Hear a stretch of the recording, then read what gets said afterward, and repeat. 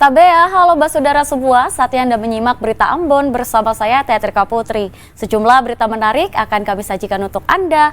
Berikut 3 berita utama hari ini. Demo penolakan rencana pemekaran daerah otonomi baru di Tidore Kepulauan berlangsung ricuh, para pedemo dan warga terlibat bentrokan. Tak kunjung diperbaiki, jalan rusak di kota Ambon diperbaiki warga.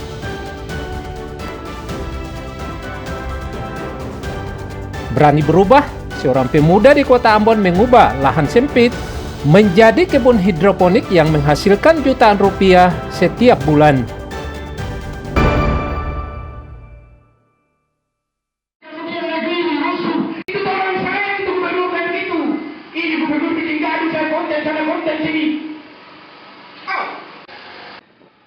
Unjuk rasa penolakan rencana pemekaran daerah otonomi baru atau DOP SOFIVI berujung bentrok di depan kantor Gubernur Maluku Utara Rabu siang.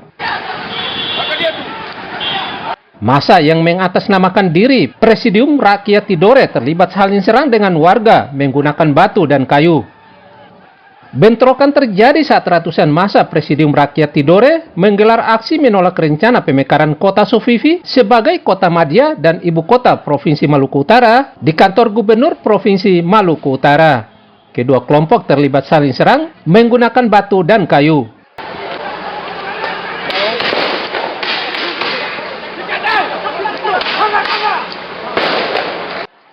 Belum diketahui pasti penyebabnya, namun diduga dipicu ketersinggungan warga saat massa melintas di desa Balbar, kota Tidore Kepulauan. Situasi yang semakin tak terkendali memaksa aparat dari Polres Tidore melepaskan tembakan gas air mata. Aparat gabungan bersama Satpol PP juga mengusir mundur warga dan mengevakuasi massa yang terdesak di halaman kantor gubernur. Sekitar 1 jam setelahnya, kondisi berangsur kondusif. Aparat terus berjaga di lokasi untuk mengantisipasi kemungkinan bentrokan susulan. Kami dengan teman-teman Polri dan TNI juga kewalahan karena kondisi seperti lapangan.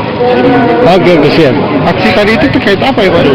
Sesuai dengan undangan surat yang disampaikan ke Polresta, mereka itu melayani dan senyum. Jadi bentrok juga. Ya, terjadi bentrok sedikit tapi dapat dikendalikan. Sebelum bentrokan terjadi, massa aksi Presidium Rakyat Tidore menyampaikan penolakan terhadap wacana DOP SOFIVI. Mereka menilai pemekaran itu akan memecah belah masyarakat di Pulau Tidore dan mendesak pemerintah fokus pada pembangunan infrastruktur ibu kota. Tim Liputan melaporkan dari Tidore Kepulauan.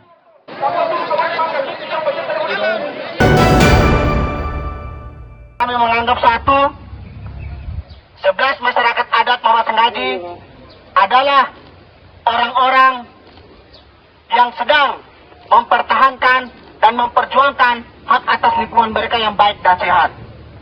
Belasan pengunjuk rasa yang mengatasnamakan Front Perjuangan untuk Demokrasi Maluku Utara menggelar aksi unjuk rasa di halaman kantor Kejaksaan Tinggi Maluku Utara Rabu siang.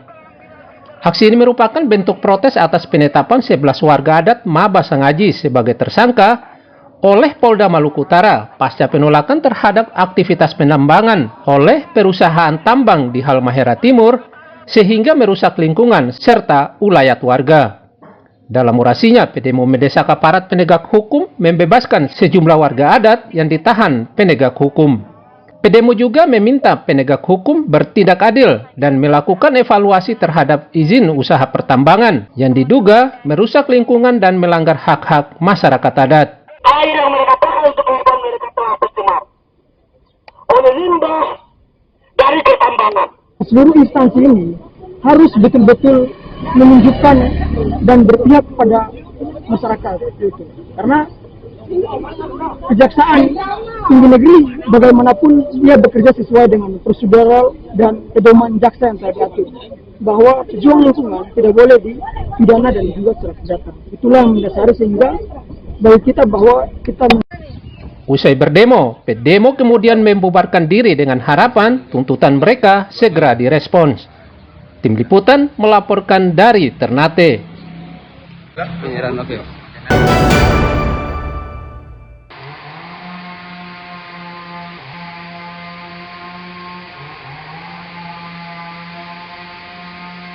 Puluhan sopir lintas Namrole Kabupaten Buru Selatan dan Namlea Buru mendatangi lokasi proyek. Di lokasi, para sopir melakukan protes terhadap PT Wimala, salah satu perusahaan yang dipercayakan Balai Pelaksana Jalan Nasional atau BPJN Wilayah Maluku untuk mengerjakan jembatan penghubung di ruas jalan lintas Namlea Namrole. Para sopir lintas ini protes lantaran aktivitas pengerjaan jembatan penghubung ini telah mengganggu kelancaran lalu lintas. Menurut para sopir, sebelum mengerjakan jembatan ini, pihak perusahaan mestinya menyiapkan jalan alternatif sehingga tidak mengganggu kelancaran lalu lintas. Bikin pernyataan sikap dan itu harus diselesaikan. Sebelum akses itu ditutup, suara jalan yang Bapak sediakan itu yang sudah memadai untuk katong. Jadi Bapak harus bikin pernyataan sikap kayak begitu. Dan kata minta kayak begitu. Iya kan beda bilang. Merespon tuntutan para sopir, pihak perusahaan berjanji segera menyiapkan jalan alternatif guna kelancaran lalu lintas antar dua kabupaten ini. Proyek pembangunan jembatan penghubung antar Kabupaten Buru dan Buru Selatan ditarget akan selesai akhir tahun 2025.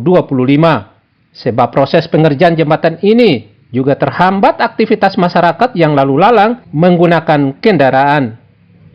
Usai melakukan protes, puluhan sopir angkot kemudian membubarkan diri dengan tertib. Ramli Blasa melaporkan dari Buru Selatan.